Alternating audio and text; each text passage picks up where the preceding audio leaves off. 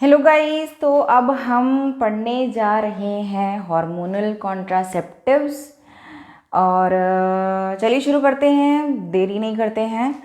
Hormonal contraceptives guys, जैसे कि copper T में या फिर इंट्रायूट्राइन डिवाइस में जो मेडिकेटेड आईयूडी थी, इंट्रायूट्राइन डिवाइस थी जिसमें हार्मोन्स यूज़ किया गया था, इसी तरीके से हार्मोनल पिल्स आती हैं जिसे हम ओरली खाते हैं या इंजेक्ट करते हैं, थ्रू इंजेक्शन लेते हैं, या फिर एक डीपॉट फॉर्मुलेशन या फिर एक इम्प्लांट की तरह या सबडर्मल इम्प्लांट की तरह, पैच की तरह उसे लगाते हैं बॉडी में। ठीक है, तो शुरू करते हैं गाइस।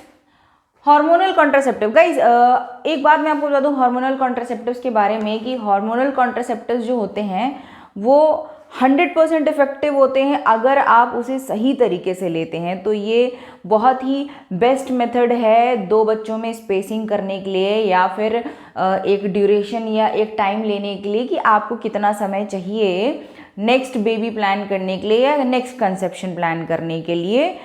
तो चलिए शुरू करते हैं। ठीक है, देखिए लिखा हुआ है साफ साफ हार्मोनल कॉन्ट्रासेप्टिव में मोस्ट इफेक्टिव स्पेसिंग मेथड, सबसे बेहतर स्पेसिंग मेथड होता है ये। ठीक है, एडमिनिस्ट्रेशन इसे लिया कैसे जाता है, ओरली लिया जाता है, इंजेक्शन लगाया जाता है, या इम्प्लांट जैसे कि मैंने बताया कि इंसिजन या सर्जरी के थ्रू आपके स्किन में, आर्म्स में एक पैच लगाया जाता है जिससे एक लिमिटेड अमाउंट ऑफ हार्मोन जो है धीरे धीरे स्लो रिलीज होती है। ठीक है, कॉम्पोजिशन इसमें क्या क्या मिला होता है, इसमें एस्ट्रोजन मिला होता है और प्रोजेस्ट्रोजन मिला होता है। Estrogen and progestogen is progesterone. ठीक है, ये दोनों ही जो है यूट्रस में प्रोड्यूस होते हैं। ठीक है, और इसका मैकेनिज्म क्या होता है, ये काम कैसे करता है गाइस, इसकी वर्किंग क्या है। Suppression of regular monthly peak of pituitary and ovarian hormone, वो हार्मोन्स जो ओवरी से या पिट्यूटरी ग्लैंड से प्रोड्यूस होते हैं जो कि ओव्यूलेशन के लिए नेसेसरी होते हैं। ओव्यूलेशन क्या है गाइस, ओव्यूलेशन वो प्रोसीजर है जिसमें ओवरी से ओवम बाहर आता है फेलोपियन ट्यूब में, जहाँ पर वो वेट करता है स्पर्म के आने का, जिसके बाद फर्टिलाइजेशन होने के बाद यूट्रस में, यूट्राइन वॉल में स्पर्म जाके इम्प्लांट हो जाता है। तो ओव्यूलेशन, ओवरी से हम एग को बाहर ही नहीं आने देंगे, उसे वहीं रोक देंगे। तो स्पर्म अगर इवन एंटर कर भी जाता है तो कोई पॉसिबिलिटी ही नहीं है, ठीक है, फर्टिलाइजेशन, क्योंकि ओवम बाहर ही नहीं आ रहा है, एग ही अवेलेबल नहीं है। ठीक है, तो वो हार्मोन्स जो इस प्रोसेस को रोक दें, ठीक है, उन्हें हम आने ही नहीं देते हैं, उन हार्मोन्स का रिलीज ही नहीं होने देते हैं। और कौन कौन से हार्मोन्स होते हैं, वो ओवेरियन हार्मोन या पिट्यूटरी हार्मोन। ठीक है, तो पहली बात करते हैं कि इसमें दो तरीके की क्लासिफिकेशन है गाइस, एक तो ओरल पिल है और डीपॉट फॉर्मुलेशन। डीपॉट यानी कि स्लो रिलीज वाला, जिसमें धीरे धीरे रिलीज होते हैं हार्मोन। ओरल पिल्स क्या होती हैं, आपको रेगुलर बेसिस पे लेनी होती है, या महीने में एक बार लेनी होती है, हफ्ते में लेनी होती है, ड्यूरेशन टाइम होता है। ठीक है, तो पहले हम बात करते हैं ओरल पिल्स। ओरल पिल में सबसे पहली है गाइस कंबाइन पिल। कंबाइन पिल जो होती है ये बहुत ही ज़्यादा 100% इफेक्टिव है अगर आप इसे डॉक्टर की रिकमेंडेशन के साथ और एक रिचुअल की तरह, एक रेगुलर प्रोसेस में आप इसे लेंगे। ठीक है, तो कंबाइन पिल गाइस क्या होती है, 30 to 35 microgram of synthetic estrogen होता है इसमें, और 0.5 to 1 मिलीग्राम ऑफ प्रोजेस्टेरॉन। ये कॉम्बाइंड होती है, इन दोनों हार्मोन्स का कॉम्बिनेशन होती है ये। ठीक है, डेली एक पिल ली जाती है, 21 दिन तक ली जाती है। जैसे कि हमने बताया था कि 4 हफ्ते की मेंस्ट्रुअल साइकिल होती है, जैसे जितने टोटल 28 डेज होते हैं, जिसमें से आपको 21 डेज तक जो है ये पिल लेनी होती है।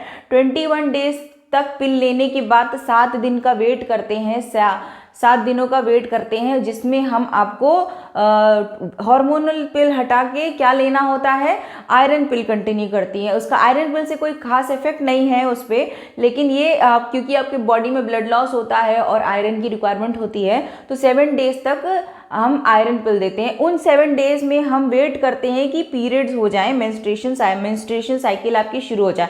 और जैसे ही मेंस्ट्रुएशन साइकिल शुरू होती है उस मेंस्ट्रुएशन साइकिल से के पहले दिन से लेके 5वें दिन तक, ठीक है, first day to fifth day को हम पहला दिन मानते हैं नेक्स्ट हार्मोनल पिल शुरू करने के लिए। तो पॉसिबिलिटी है कि आपको 21 डेज तक आपने हार्मोन पिल खाई, ठीक है, और फिर आपने हार्मोनल पिल खाने के बाद आपने वेट किया 1-2 दिन। कोई ज़रूरी नहीं है कि 21 डेज एकदम एंड होते ही आपके पीरियड शुरू हो जाएं, हो सकता है 1 या 2 दिन बाद आए, इसीलिए हम 7 डेज का विंडो लेते हैं, 7 डेज का टाइम लेते हैं कि इस बीच में कभी भी पीरियड्स आ सकते हैं। फिर जो फर्स्ट डे होता है पीरियड का, अगर मानिए 21 डेज की हार्मोनल पिल खाने के बाद 22nd डे पर पीरियड्स नहीं आए, 23rd डे पे पीरियड नहीं आते हैं, ठीक है, 2 दिन गैप हो गया, 25th डे पे पीरियड आते, तो 25 से लेके 25, 26, 27, 28, 29, ठीक है, तो 28 डेज है गाइस, ठीक है। आपकी काउंटिंग कैसे होगी, 21, ठीक है, लास्ट डे, ठीक है, 22, 23 का गैप हो गया, ठीक है, 22, 23 का गैप हो गया, 24, 25, 26, 27, 28, तो 28th डे आपका पहला डे हो गया, ठीक है। आपको 24 से साइकिल शुरू हुई, 1, 2, 3, 4, 5, जो 5th मेंस्ट्रुएशन साइकिल का जो 5th जो एंड डे होता है वो पहला दिन हो जाता है पहली हार्मोनल पिल खाने का। तो इसी तरीके से ये साइकिल कंटिन्यू रहती है, ठीक है। तो आपको इस तरीके, और अगर आप इसे कंटिन्यूअस लेंगे तो ये 100% इफेक्टिव है। आपको एक टाइम फिक्स कर लेना होता है कि आप इसे सुबह खाएंगे, दोपहर में खाएंगे या शाम को खाएंगे, या जो अगर आप टाइम फिक्स कर रहे हैं तो आपको उसी टाइम पर हर दिन उसी टाइम पर ये पिल लेनी है। अगर आपने दोपहर में खाई है तो डेली आपको दोपहर में खानी है, अगर आप रात में खा रहे हैं तो डेली आपको रात में ही वो खानी है, अगर आप सुबह खाते हैं तो डेली आपको सुबह ही खानी है, टाइम में चेंजेस नहीं करने हैं, क्योंकि हमें हार्मोन्स का कॉन्सेंट्रेशन में आगे पीछे घटाव या बढ़ाव नहीं चाहिए, ठीक है। जो बेस्ट टाइम, जो प्रेफरेबल टाइम, जो सबसे ज़्यादा माना हुआ समय होता है वो होता है रात में सोने से पहले इस पिल को खा लिया जाए, क्योंकि आपके माइंड में और कोई डिस्ट्रैक्शन नहीं चल रहा होता है, तो आपके पिल को खाने के भूलने के चांसेस भी कम होते हैं, ठीक है। तो 7 डेज का ब्रेक हो गया, ठीक है। और एक और बहुत बेस्ट इंफॉर्मेशन है कि इन केस अगर आप भूल जाते हैं किसी दिन पिल खाना, या फिर टाइम में डिफरेंस आ जाता है, देरी हो जाती है, ठीक है, तो आपको ये बात ध्यान देने वाली है गाइस कि अगर किसी दिन भूल रहे हैं तो आपको जैसे ही याद आ जाए, जैसे अगर आपको सुबह खानी थी और आपको दोपहर में याद आ रहा है कि अरे मैं भूल गया, तो आप इमीडिएटली वो पिल खा लें, ठीक है।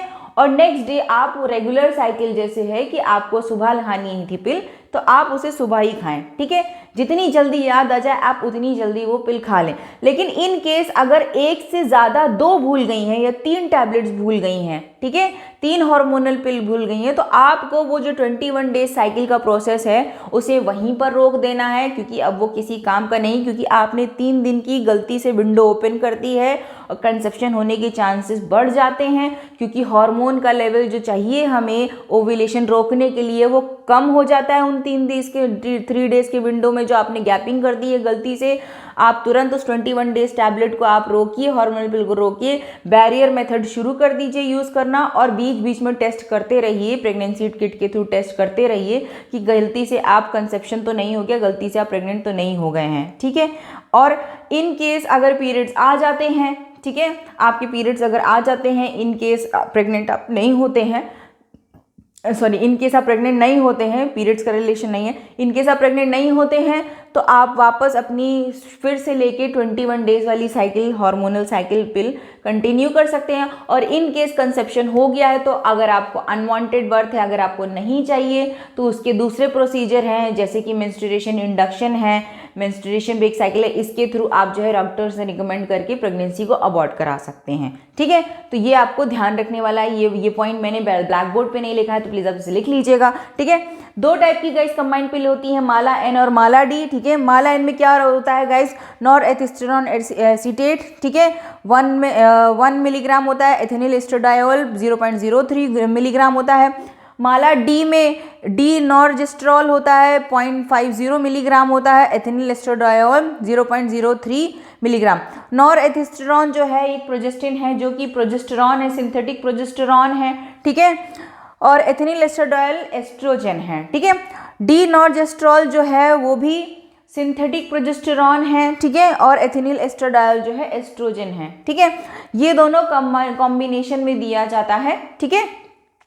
और अगर आप माला एन या माला डी की बात कर रहे हैं तो माला एन जो है वो आपको गवर्नमेंट हॉस्पिटल्स में, सरकारी स्वास्थ्य केंद्र में बिल्कुल मुफ्त मिलती है, ठीक है। माला डी जो है परचेज करनी पड़ती है आपको दुकान से। माला डी आपको 5 रुपीज़ में आपको कहीं भी मिल जाएगी, ठीक है।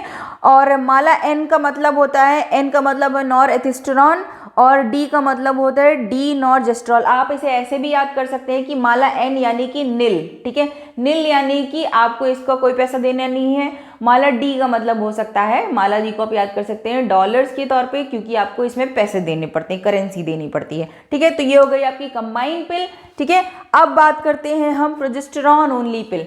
प्रोजेस्टेरॉन ओनली पिल को गाइस यहाँ पे से पीओपी भी कहते हैं शॉर्ट में, मिनी पिल या माइक्रो पिल भी कह सकते हैं। सिर्फ और सिर्फ प्रोजेस्टेरॉन होता है इसमें, बहुत इफेक्टिव नहीं होती है ये, इसलिए ये कंबाइंड पिल के कंपैरेटिव ज़्यादा यूज़ नहीं होती है, ठीक है। और इसमें क्या होता है, नॉर एथिस्टेरॉन होता है और लीवोनॉर्जेस्ट्रॉल होता है। नॉर एथिस्टेरॉन भी प्रोजेस्टेरॉन है, ठीक है, और लीवोनॉर्जेस्ट्रॉल भी प्रोजेस्टेरॉन ही है, ठीक है। पॉपुलर नहीं होती है क्योंकि ये आपकी मेंस्ट्रुएशन साइकिल को करेक्ट नहीं करती है। अच्छा गाइस, मैं एक पॉइंट बताना आपको भूल गई। कंबाइंड पिल में क्या होता है कि कंबाइंड पिल में जिन लोगों की मेंस्ट्रुएशन साइकिल जो होती है इर्रेगुलर होती है, टाइमली नहीं होती है, आगे पीछे पीरियड्स के दिन बने रहते हैं, तो ये है आपकी पीरियड साइकिल, आप मेंस्ट्रुएशन साइकिल को भी करेक्ट कर देती है। और एक और चीज़ मैं आपको बताना भूल गई कि इन केस अगर आपको जो 7 डेज का विंडो है उसमें अगर आपको पीरियड्स नहीं आते हैं, किसी भी रीज़न से आपकी मेंस्ट्रुएशन साइकिल 7 डेज में कंटिन्यू नहीं होती है, तो आपको ये मान के चलना है कि ये आपके मेंस्ट्रुएशन साइकिल का पीरियड है। आपको 7 दिन तक सिर्फ और सिर्फ आयरन टैबलेट कंटिन्यू करनी है और 8वें दिन से आपको अपनी हार्मोनल पिल शुरू कर देनी है। ये उस केस में जब आपके पीरियड्स हार्मोनल पिल खाने के बाद, वेट करने के बाद भी पीरियड्स नहीं आते हैं, मेंस्ट्रुएशन साइकिल आपकी स्टार्ट नहीं होती है, ठीक है। बैक टू प्रोजेस्टेरॉन ओनली पिल, ठीक है, कि ये एक मिनी पिल है, माइक्रो पिल है, सिर्फ प्रोजेस्टेरॉन है, आइदर नॉरहेस्टेरॉन है या लीवोनॉर्जेस्ट्रॉल है, बहुत पॉपुलर नहीं है, प्रेगनेंसी होने के चांसेस ज़्यादा हैं, इसमें फेलियर रेट ज़्यादा है, ठीक है। थर्ड आ जाते हैं पोस्ट कॉइटल। पोस्ट कॉइटल पिल से नाम समझ में आ रहा है कि इंटरकोर्स के बाद, ठीक है, मिस्टेक हो जाने के बाद, गलती हो जाने के बाद, ये ध्यान ना देने की वजह से अगर हमें इमीडिएट इफेक्ट चाहिए तो हमें इसे तुरंत 48 आवर्स में ले लेना होता है। इसे हम मॉर्निंग आफ्टर पिल भी कहते हैं, इमीडिएटली ध्यान आ जाने के बाद तुरंत ले लेना है। हाई डोज ऑफ एस्ट्रोजन होता है इसमें और रिकमेंड इसको तुरंत 48 आवर्स 48 टू 72 आवर्स में 2 से 3 दिन के अंदर इसे ले लेना होता है, ठीक है। और ये कब यूज़ की जाती है, अनप्रोटेक्टेड सेक्स में, ठीक है। और अगर आप वंस अ मंथ पिल, ठीक है, अगर इन केस अगर आपके पास पिल नहीं है तो आप कंबाइन पिल का डबल डोज दे सकते हैं, ठीक है। कंबाइन पिल का डबल डोज, दो स्टैंडर्ड कंबाइन पिल अगर एक साथ खाएंगे तो वो पोस्ट कॉइटल पिल की तरह काम करेगी, ठीक है। ये इमरजेंसी पिल है, ठीक है, इमीडिएट एक्शन के लिए। अब हम आ जाते हैं once a month pill. Once a month pill यानी कि आपको डेली बेसिस पे नहीं लेना है, ठीक है। आपको ये लॉन्ग एक्टिंग होती है, इसमें भी लॉन्ग एक्टिंग एस्ट्रोजन होता है, ठीक है।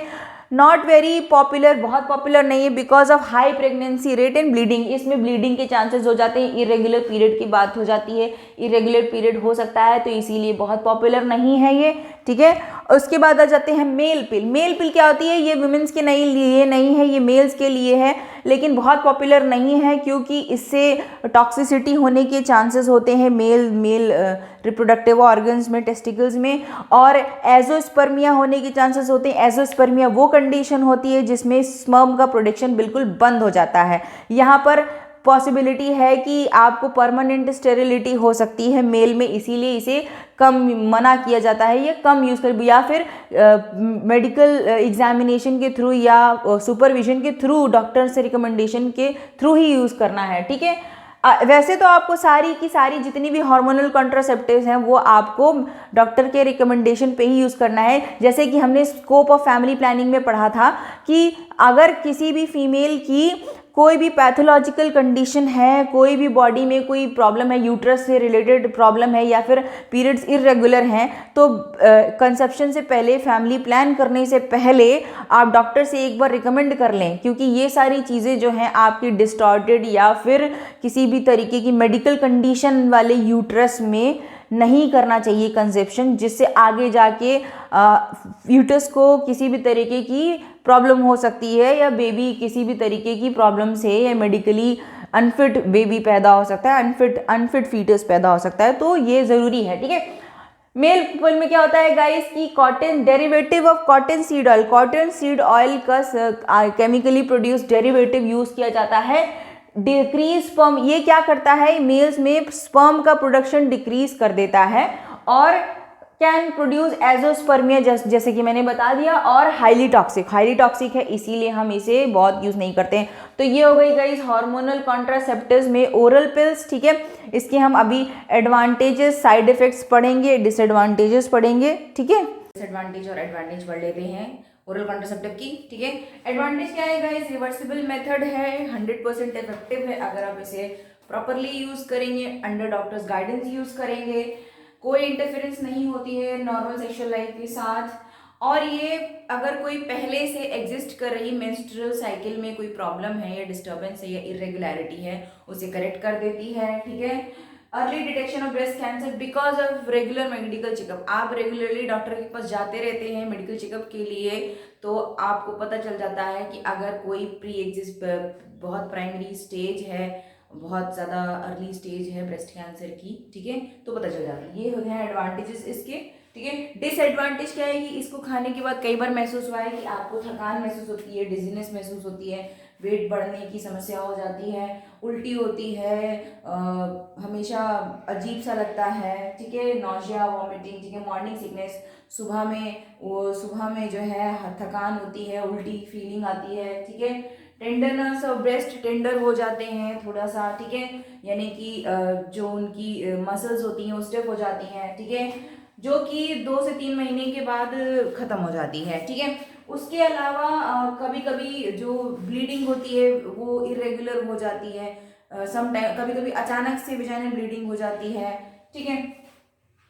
Causes myocardial infraction is guys कि जब आपकी ब्लड वेसल्स में, आर्टरीज में जो है ब्लड क्लॉट हो जाता है, जिसकी वजह से ब्लड प्रॉपरली फ्लो नहीं कर पाता है, तो स्ट्रोक होने के चांसेस हो सकते हैं, ठीक है। And thromboembolic complication is also same, ये आपके ब्लड क्लॉट कर देता है वॉल्स में, आर्टरीज में, ठीक है, जिसकी वजह से ब्लड पास नहीं हो पाता है ठीक से और दिक्कत होती है, ठीक है, पेन होता है।